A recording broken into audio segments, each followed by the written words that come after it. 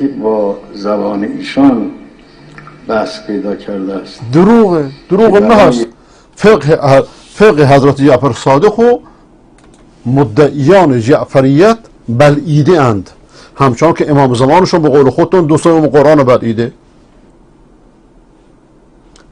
حضرت امام صادق یک فقیه بزرگ اهل سنت بود مثل بقیه فقهای اسلام، لیکن باطنیه‌ای که ایشونو دورشو گرفتن بدنامش کردن و فرزندانش از دست شماها دادشون به آسمان رفت که در این کتاب به خوبی توضیح داده شده. ویرانگری تشیع در اسلام و یا علامه احسان الظهیر در شیعه و اهل بیت به خوبی توضیح داده که شما رفتی ترورش کردید. حضرت امام جعفر صادق قول دیگری غیر از اقوال ائمه اهل سنت نداره. بگین کجا امام جعفر صادق با یک سند درست گفته من امام معصومم؟ کجا به امامت معتقد بوده؟ کجا به متع معتقد بوده؟ کجا به عقاید شیعیان معتقد بوده؟ بجز از دروغخانه که شما درست کردید، این کارخانه دروغخانه که شیعه درست کرده در طول تاریخ، بار یک روایت محکمه پسند. وقتی علی به این چیزا معتقد نبوده امام جعفر صادق میخواد معتقد باشه؟ وقتی امام علی نبوده؟ لیکن امام فریبان چه کار میشه کرد؟ قدرت هم دارن. احتیاج بشر از اول تا آخر هر مسئله پیش بیاد، مسائل مستحدثه، مسائلی که بعدها خواهد پیش آمد که حالا ما نمیدونیم، این فقه از عهده جوابش برمیاد. بفرمایید. این فقه از عهده جوابش برمیاد، لیکن بر اقتصاد مال خر است. اگه برمی اومد کشور تو غلطق نیفتاده بود. یک فقه میتونه از مسائل جامعه از عهده مسائل جامعه بر بیاد، لیکن اینها امام جعفر صادق معصوم میدونن. پیغمبر اونجوری ضربه فنی میکنه کسی نفهمیدش. جعفر صادق رو ببین چطوری بزرگش میکنه. این دجالگری. امروز نه یک فقه بلکه همه فقهای مذاهب به قول دکتر درینی نیاز به اجتهاد دارند برای مسائل مستحدثه. اگر این مذهب درسته که شما اسمشو جعفریت میذارید، پس وجود مرجعیت برای چیه؟ چرا از امام جعفر صادق پیروی نمیکنید مثل بقیه مذاهب؟ این بزرگترین دروغ و تحریفی است که در مذهب شیعه وجود داره، با احترام به شیعیان. آقا امروز یک حنفی، یک شافعی، یک مالکی، یک حنبلی نیازی نداره که به مفتی مذهب خودش سواری بده، به مفتی مذهب خودش خمس بده، تقلیدش کنه، دستبوس پابوسش باشه. قولش رو نگاه میکنه از کتابش، کتاب مفتابهی داره، این رأی امام ابو حنیفه، این رأی امام احمد، این رأی امام شافعی، و از مذهبش پیروی میکنه. لیکن شما مذهب رو مثل دوران زردشتی سیاسی کردید، اگرچه این کلمه سیاسی اینجا درست دقیق نیست. اما سوالی که من دید هم در ایران مطرح کردم و در یک کنفرانس مطرح کردم، همه هاج و واج موندن. آقایون برادران محترم، شما مذهب جعفری دارید، خب کو مذهب جعفری؟ اگر مذهب جعفری اینه پس چرا از مراجع پیروی میکنید؟ چرا از مذهب جعفری پیروی نمیکنید؟ چرا مذهب جعفری یک کتاب مفتابهی نداره؟ که آقا این کتاب فتوای مذهب جعفریه که مردم ناچار نباشند که به خمینی و به بقیه خامنه‌ای و به بقیه دجالان سواری بدن، بلکه مذهب 4 بار تحریف شده. علتش اینه. ولذا تحریف کنندگان مذاهب پیشین با شما ارتباط برقرار می‌کنن. پاپ میاد پیش سیستانی، امریکا میاد به سیستانی 200 میلیون دلار میده چون با یه نفر سر کار داره. اسلام اینجوری نمیخواد. اسلام نمیخواد انسانی از یه نفر پیروی کنه. نمیخواد از ابو حنیفه پیروی کنی فقط، از شافعی پیروی کنی فقط. خود اون ائمه بزرگوار هم نخواستن. گفتن اقوال ما را با کتاب و سنت مقایسه کنید، اگه درست بود بردارید، درست نبود بزنید رو دیوار. اون بزرگواران همه مردم رو به کتاب قال الله و قال رسول میخوندن. یعنی اگه ابو حنیفه امروز زنده می بود، شافعی زنده می بود، مالک زنده می بود، مردم رو به قرآن به سنت میخوند، قرآن، بخاری، مسلم و هکذا. همین کاری که شیخ بن باز، شیخ آلبانی، شیخ ابن عثیمین و بقیه علما امت انجام میدن.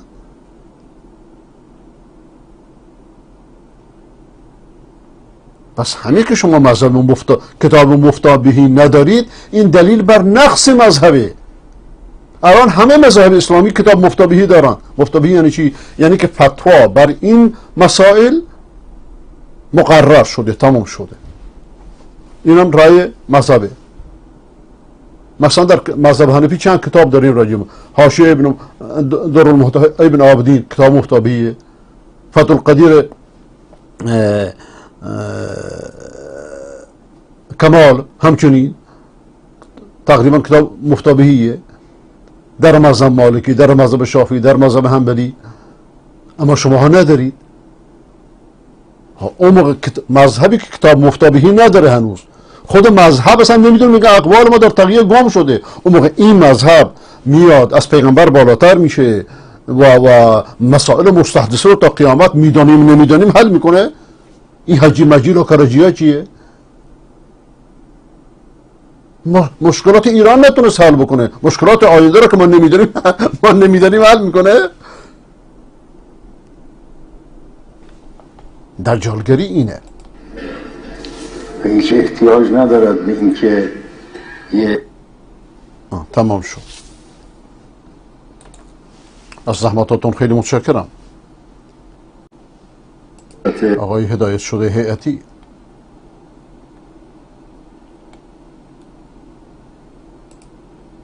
وقتی عامی میشنوه که مثلا مثلا این خواص میفهمند، خواص میفهمند، این دیگه گیج میشه. حتما علی آباد شهریه،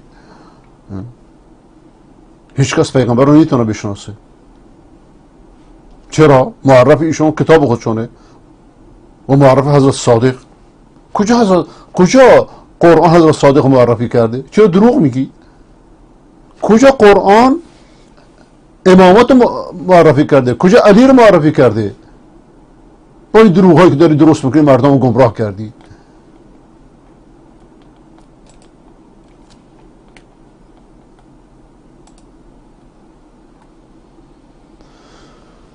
آقایی که شماراتون آخرش 55 207 اولشه، خیلی خوشحالم که شما رو باز میبینم. برام دعا خیر کنید. دکتری رو دوست داشت، دعا کنید که تا پدر و مادرش راضی بشن و نصیبم شد. اگه خیر شما در اینه خدا نصیبتون میکنه.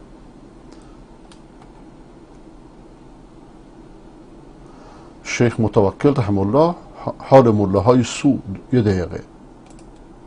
اگر مولا مولایی بکنه واقعا جلوی کل معصیت گرفته میشه. این مولا نره ساز سرود آورده برادر من نکاح بسته نمیتونم.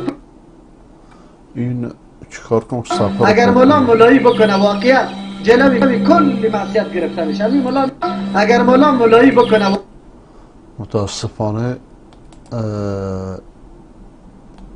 بعضی کلیپ ها که شما میفرستید اگر مولا مولایی بکنه واقعا صفحه رو پر نمیکنه، نمیدونم چیکار کنم. اگر مولا مولایی بکنه واقعا جلوی کل معصیت گرفته میشه. این مولا نره ساز سرود آورده برادر من نکاح بسته نمیتونم. پشتی من میدوه. مولای مسجد خونه رفته پشتی من میدوه. من میفهمم که مولای مسجد از سر اون نرفته. با یه روشی بفرستید که من بتونم صفحه رو پر کنم عزیزم. اگر مولا مولایی بکنه واقعا جلوی کل معصیت گرفته میشه. این مولا نره ساز سرود آورده برادر من نکاح بسته نمیتونم. پشتی من میدوه. مولای مسجد خونه رفته پشتی من میدوه. من میفهمم که مولای مسجد از سر اون نرفته. برش میگه ماجی سپتر مولای خودتان والا کار داره، روزگار داره. خودی سپ کجا هست؟ حتما داره میگه دورانوس است، ساز سرود است یا نه؟ والا بچه ها گمان میکنم شب کرده آجی سپ برو یک مولا را پیدا کن که نکاح را برات بسته کنه. من نمیرم که در سوم بره، در چهارم بره، در پنجم بره، در دوم بره، شب صبح شود نکاح بسته کردنی کسی پیدا نکنه. که اونجا پایک بزنه شاه و عروسی چی گپ است؟ که آینده باز سازه میره یا نمیره؟ خراب کی میکنه جامعه را؟ ملاهای سو میکنه. چی میکنه بگه؟ ملاهای سو. ملاهای سو میکنه. بدعت کی رواج کرده؟ کارا را کی غلط کرده؟ همه گپا. بله. ببخشید که نتونستم صفحه رو پر کنم. ساختن این امور خیلی مهمتر از سیاسته.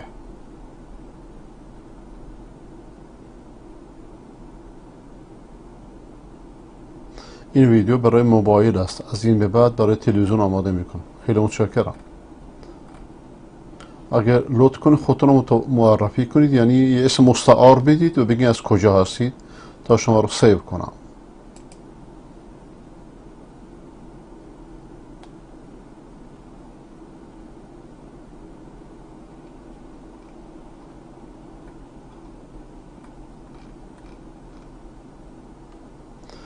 کسی که زنا کند ایمان ندارد، در اون لحظه ایمان نداره، در اون لحظه ایمان ازش فاصله میگیره، نه اینکه کافره.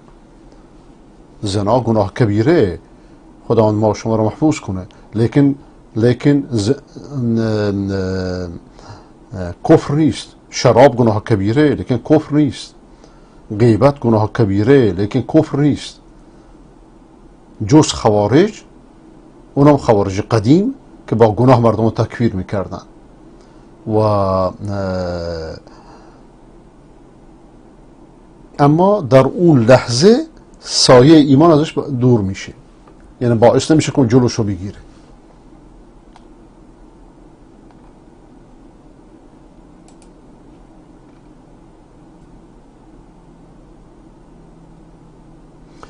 افسوس طاغوت از حال ملاهای سو تاجیکستان. ملاهای سو در هر جا هستن، ملاهای خوب در هر جا هستند و ملاهای سو در هر جا هستند. خداوند مولانا عبدالعزیز رحمت کنه همیشه شوخی میکرد، میگفت که ما گل حاجی داریم، گو حاجی داریم. عذر میخوام از این کلمه، گل مولا داریم و گو مولا داریم. خوب بعد همیشه هست. خود ما یعنی خیلی کرکرانه باید نکردیم. افسوس که داملای ما در جاها مردم حقیقت را نمیفهمونید. قرآن از این البته قصد سو داره. خود ما یعنی خیلی کرکرانه باید نکردیم. افسوس که داملای ما در جاها مردم حقیقت را نمیفهمونید.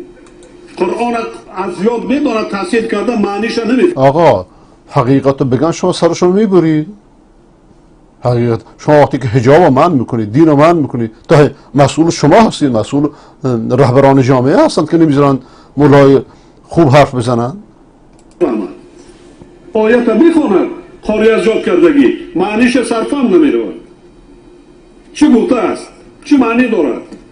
درست نیست. بله، هر جا که به قول مثال هر جا که خرسه جای ترسه. وقتی شمشیر بالا سرشونه از کجا معنی رو خوب بگوین؟ وقتی شما نمیذاریم برن جای دیگه علم یاد بگیرن، بعد از 70 سال ظلم جماهیر شوروی، چه بسا که بسیاری از ملاهای اونجا جاهل باشن. اونو که جاهل هم نیستن شما نمیذاری حرف بزنن.